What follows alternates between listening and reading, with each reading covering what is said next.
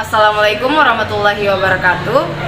Perkenalkan, kami dari kelompok 4 akan memaparkan materi dari kelompok kami yang berjudul pembuktian.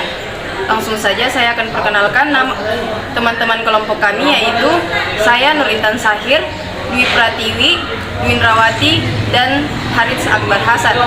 Langsung saja saya persilakan kepada pemateri untuk memaparkan materinya. Adapun pengertian pembuktian adalah proses pengungkapan fakta yang menunjukkan bahwa suatu peristiwa hukum benar-benar terjadi. Ini menurut Abdul Qadir Muhammad. Selanjutnya, menurut Haji Zainal Azikin berpendapat bahwa pembuktian merupakan suatu cara untuk menunjukkan kepada hakim kejelasan perkara sehingga dapat menilai apakah permasalahan yang dialami penggugat atau korban dapat diselesaikan secara hukum. Sedangkan menurut Sudikno menjelaskan bahwa bukti hukum tidak lain hanyalah bukti sejarah. Bukti sejarah ini mencoba mencari tahu apa yang sebenarnya terjadi. Bukti pada dasarnya berarti mengapa peristiwa tertentu mungkin benar.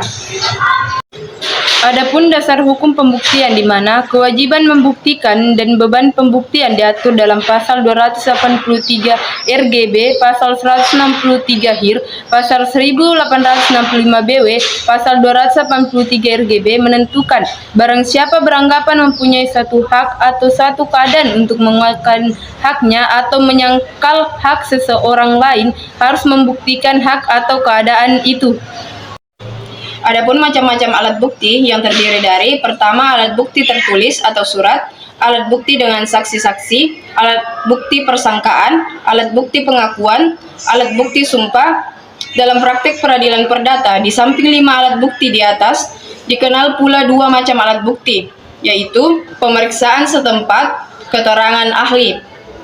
Alat bukti tertulis atau surat ini diatur dalam pasal 164, pasal 285 sampai dengan pasal 305 RBG, pasal 138, pasal 165, dan pasal 167 HIR, pasal 1867 sampai dengan pasal 1894 BW. Adapun alat bukti kesaksian diatur dalam pasal 169 sampai dengan pasal 179, pasal 309 RBG, pasal 139 sampai dengan pasal 152, pasal 169 sampai dengan pasal 172 HIR, pasal 1895, pasal 1902 sampai dengan pasal 1908 BW. Adapun dasar hukum alat bukti yaitu persangkaan, permodens, presum ion oleh pasal 1915 BW dan pasal 310 RBG, pasal 173 HIR, pengakuan vacantis konvension diatur dalam pasal 311, pasal 312, pasal 313 RBG, pasal 174, pasal 175, pasal 177 HIR, dan pasal 1923 sampai dengan pasal 1928 BW.